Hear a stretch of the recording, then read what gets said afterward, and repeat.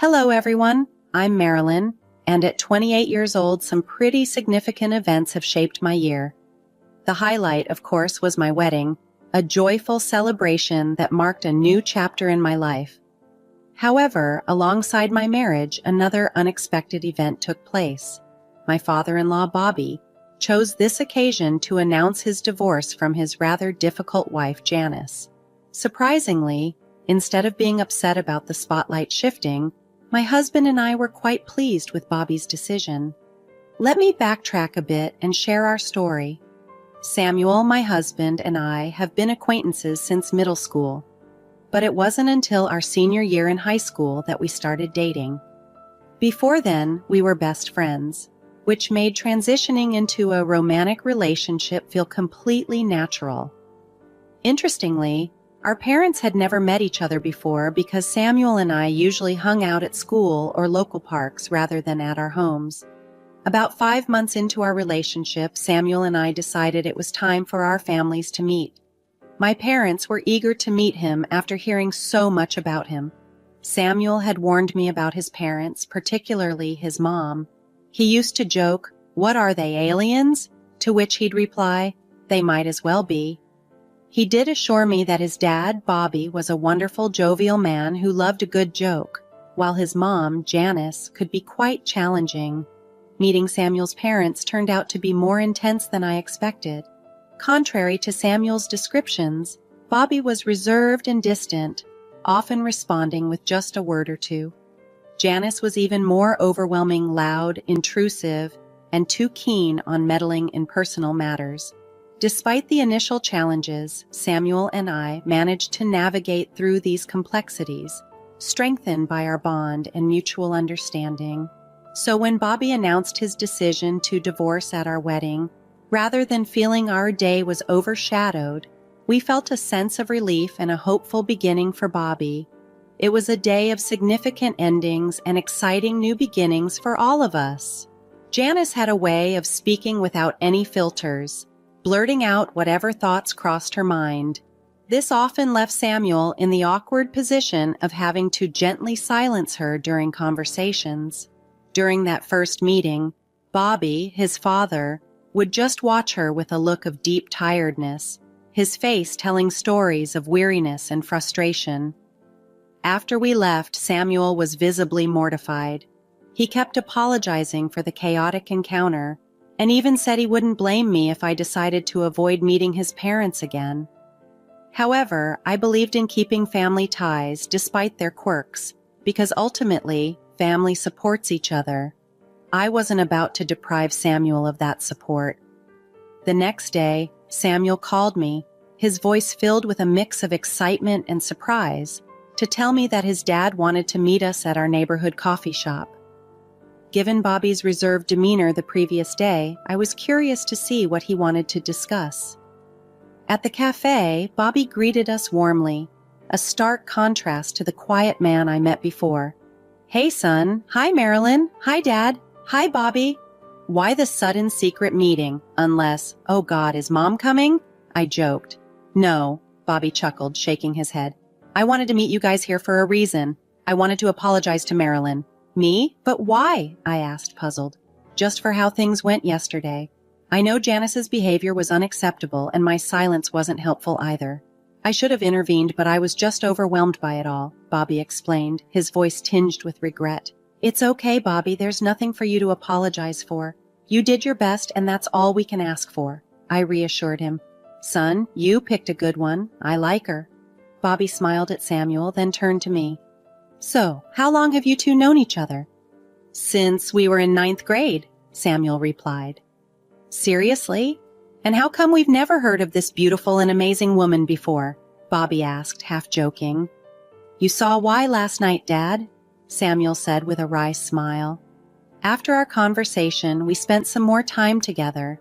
Bobby did turn out to be much like the person Samuel had described initially, just very tired. I genuinely wished the best for him. He deserved happiness, far away from the strife Janice brought into his life. Though I never voiced these thoughts to Samuel or Bobby directly, I hope they both felt the same, for their peace of mind. In our second year together, Samuel and I moved out of our dorms and decided to live together. Sharing a space with Samuel was like living with my best friend, probably because he was my best friend first. It was an incredible experience, and our relationship only grew stronger from there. As our college days unfolded, Bobby started arranging little secret gatherings for us. Initially, I felt a bit apprehensive about these meetups, but as I spent more time with him, my comfort grew. It wasn't long before I could easily joke around with him without any hesitation. Bobby was truly proving to be a wonderful person in our lives. After graduation, Samuel and I decided to wait a couple of years to achieve financial stability and adjust fully to adult life. Once we felt secure, Samuel proposed, and of course, I was ecstatic. We stayed engaged for a year, navigating the challenges of wedding planning, work, and budgeting. Throughout this time, Bobby was incredibly supportive. He wisely kept our plans hidden from Janice to avoid any potential interference, as none of us wanted her meddling in our special day. When the invitations were finally sent, Janice was initially furious, claiming she could help with the planning. However, after we explained it was to be a modest event, she reluctantly dropped the issue. Then came the big day of the wedding. The ceremony was like something out of a dream, with me walking down the aisle and joining Samuel, who couldn't hold back his tears. I found myself crying too, moved by the moment and the vows we exchanged. The guests were all touched, their cheers filling the air as we were pronounced husband and wife. Janice, however, seemed out of sync with the joyous occasion, expressing her displeasure through eye rolls, loud sighs, and even a snicker during my vows. Samuel and I chose to ignore her antics, focusing on the happiness of our day. At the reception, everyone looked stunning, and the atmosphere was vibrant with congratulations and praises for us. We started the evening with our first dance, followed by rounds of drinks, creating a festive mood. Everyone was enjoying themselves except for Janice, who isolated herself in a corner. Despite Bobby's attempts to encourage her to dance, she firmly refused. As the evening progressed, it was time for the toasts. All the guests settled at their tables, and Samuel stood up to raise the first toast to our future together. Everyone listened intently, reflecting the love and support that filled the room, making it a night to remember, undiminished by any sourness from the fringes. After Samuel's heartfelt toast, it was my turn to speak. We were both visibly moved, our eyes misty with tears, which only multiplied as our maid of honor and best man shared their speeches. The room was filled with laughter and cheerful tears, a perfect blend of emotions making the day unforgettable. However, as the time for Janice to give her toast approached, my heart started to race. Given her past attempts to undermine our wedding, it was a relief that we had preemptively arranged for security to keep a discreet eye on her. As Janice stood up to speak, Samuel and I instinctively held each other's hands tightly. Despite our nerves, we hoped for the best. After all, this was an important day for her too, and deep down, I knew she wouldn't want to miss her son's wedding or mar it too badly. Hello, everyone. I'm so glad to be here. For those who don't know, I'm Samuel's mother, Janice began, her voice carrying through the room. It's truly a pleasure to attend my baby's wedding. However, if Marilyn had let me help plan, I would have invited more people, but it's their big day, so I'll let it be. She paused, her next words hanging in the air. I'm happy my son is happy. I just wish he'd found someone a bit more appealing. No need for gasps. I'm sure it crossed your minds. But here's to us welcoming, well, not the fairest into our family. There was an uncomfortable silence, then murmurs. Before anyone could react further, the microphone was taken from her. Standing there, I felt a mixture of shock and relief as Bobby stepped up, his voice calm but firm. No, Janice, that's not appropriate, he interjected smoothly. But let's focus on the positive here. Samuel and Marilyn, I am truly happy for you both. Marilyn, you are an incredibly strong and brilliant woman. You've handled everything with such grace, it's admirable. I'm also overjoyed to see my son so happy. It's been a long time since I've seen him this joyful. Bobby continued, "Today is about celebrating love and family, and I'm glad we can all be here to do just that. I know not everyone may see it the same way, but today, we welcome a beautiful new member into our family, both inside and out." His words helped to soften the tension, redirecting the focus back to the joy of the occasion. His intervention was a reminder of the resilience and love that had defined our relationship in this special day. As the wedding reception continued, the atmosphere shifted dramatically when Bobby stood up, his voice firm as he addressed the crowd. "I know we're here to let go of the past and embrace the future. In that spirit," he said, holding up a stack of papers, "here are divorce papers for Janice." The room fell silent for a moment before he continued, "I'm done tolerating how you've treated Marilyn. I don't want to deal with this anymore, and I believe Samuel and Marilyn and probably everyone here would agree it's time for a change." The crowd, sensing the gravity and also the relief in his statement, erupted in cheers. Janice, stunned and on the verge of tears, made a move to grab Bobby's arm, possibly to confront him. But Bobby skillfully sidestepped her advance and walked back to his seat. Samuel and I were floored. I can't think of a better word to describe our reaction. I was deeply hurt by Janice's earlier comments and had already signaled to security to intervene, but Bobby's bold move left us both stunned and, in a complex way, relieved. Janice, now clearly losing her composure, began to scream about how I had manipulated everyone's perception of her. She even climbed onto a table, shouting about how everyone would regret their decisions. This spectacle was too much, and Samuel quickly signaled for security to intervene.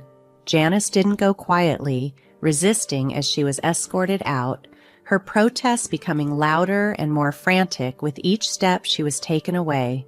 Some guests even began recording the scene, a mix of amusement and shock in the air.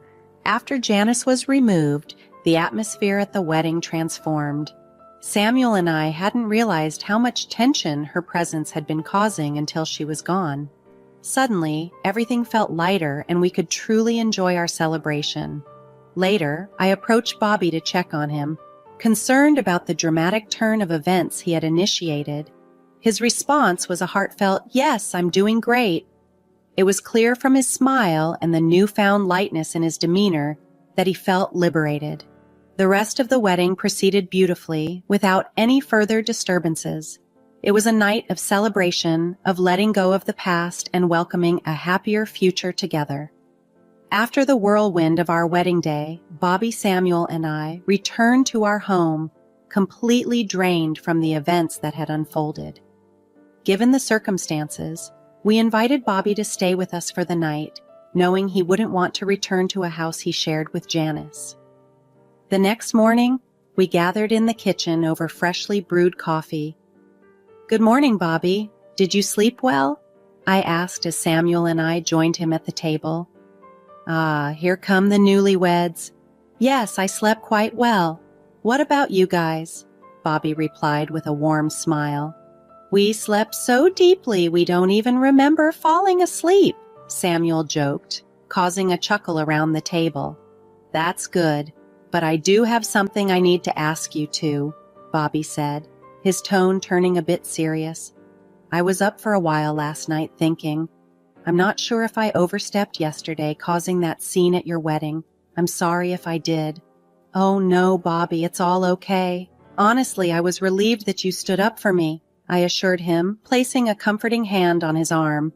"Yeah, and we don't mind the scene, especially when it helped remove the most toxic presence in our lives," Samuel added, his voice firm. "I'm glad you feel that way. I was just so tired, you know. I've been covering for her for so long, dealing with her nonsense even longer," Bobby admitted, his gaze drifting off slightly. "Why did you stay with her for so long, Dad?" Samuel asked, concern etching his features. "If I'm being honest, I was ready to leave, but then she got pregnant. I couldn't bear the thought of you growing up without a father, and I always wanted a child. I did my best to shield you from your mother's antics and ideologies." I thought if I could stick it out this long, I could keep going. I got used to her, and change seemed terrifying. But when you and Marilyn got together, her behavior worsened, and that's when I knew I couldn't continue, Bobby explained, a mix of relief and sadness in his voice. You have nothing to apologize for, Dad. You've done your best all my life, sacrificing so much for me. The least I could do was support you in letting go of your biggest burden on a day when I was starting a new chapter of my own. Samuel responded, his voice thick with emotion. As the conversation continued, I found myself tearing up. Bobby was truly the kindest man, enduring so much for the sake of his family. It was a poignant reminder of how deeply habitual toxicity can become normalized, making even the thought of change seem daunting. From the depths of my heart, I was genuinely happy for Bobby, witnessing a moment of pure emotional connection as he and Samuel shared a heartfelt hug. Energized by the positive changes, the three of us decided to dress up and go out for breakfast. Over morning coffee and waffles, I finally got to see the cheerful, optimistic man Samuel had always talked about. It was a revelatory experience to witness just how much of Bobby's spirit had been dampened by Janice's influence. Our return home was filled with laughter and lighthearted banter, but this cheerful atmosphere was abruptly cut short. As we pulled into the driveway, we saw Janice waiting at our doorstep, her expression furious. The sight of her instantly dampened our spirits. Despite our relief at her impending absence from our lives, none of us were prepared to face her again so soon. Reluctantly, we invited her in, hoping to resolve whatever issue she had brought to our doorstep. Before any of us could speak, Janice, glaring intensely, pointed a finger at me. You are the reason my family is falling apart. You've been nothing but a thorn in my side. It wasn't enough to take one man from my life. You had to influence both. Mom, do you realize how insane you sound? Samuel interjected, his voice firm. Look at what your behavior has driven Dad to. If you're here to yell and blame Marilyn, clearly you haven't learned anything from yesterday. Janice's anger did not wane. I didn't come here just to confront Marilyn. I came to talk to you too. What did you think you were going to achieve by pulling a stunt like that at the wedding? You call me ugly and throw what? Fake divorce papers?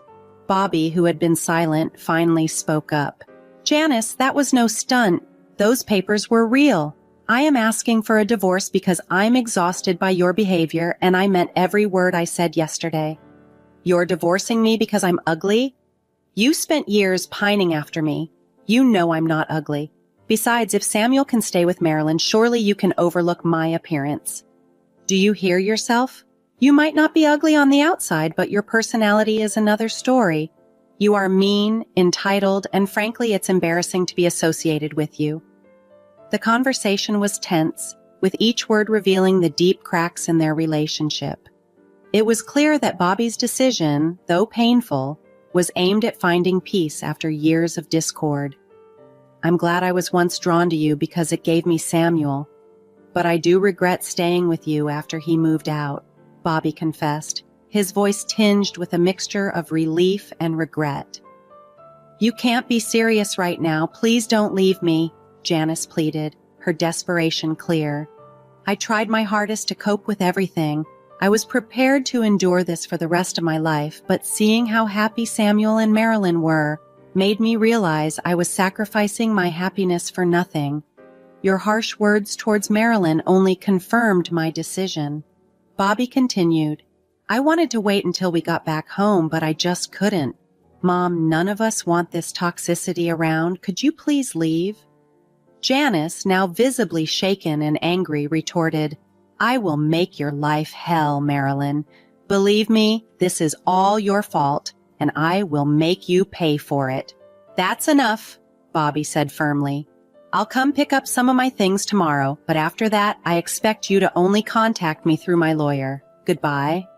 With that, Janice left, and despite the tension, the departure was relatively calm. I was disturbed by her audacity to come to our home just to hurl accusations, especially when I had done nothing to provoke her. After she left, Bobby, Samuel, and I decided we needed to relax and not dwell on the negativity. We opted to watch a TV series, enjoying the lighthearted laughter and the comfort of each other's company. Later that night, Bobby cautiously asked if we felt he had overstepped by assuming he could stay with us until his divorce was finalized. We quickly reassured him that he was welcome and that we were with him every step of the way. It was refreshing to affirm our support, especially after all the drama. In the following weeks, we accompanied Bobby to the courthouse several times. Janice attempted to claim a significant portion of Bobby's assets, but their prenuptial agreement made her efforts futile. It was a trying time, but having each other's support made it more bearable. I was truly grateful to have such a steadfast and kind man like Bobby in my life, and I felt lucky that amidst the chaos, we could all lean on each other. After the divorce was finalized, Janice's behavior didn't improve. It escalated. She began showing up at our house to harass us, which left us no choice but to involve the police. Based on their advice, we secured a restraining order against her. It was disheartening to witness Janice's downfall, but it seemed like a natural consequence of her actions, karma, as some might say. Currently, Bobby is in the process of moving back into his house, which Janice has vacated, taking her belongings to an unknown destination. Samuel and I have been helping Bobby move back and settle into his familiar space.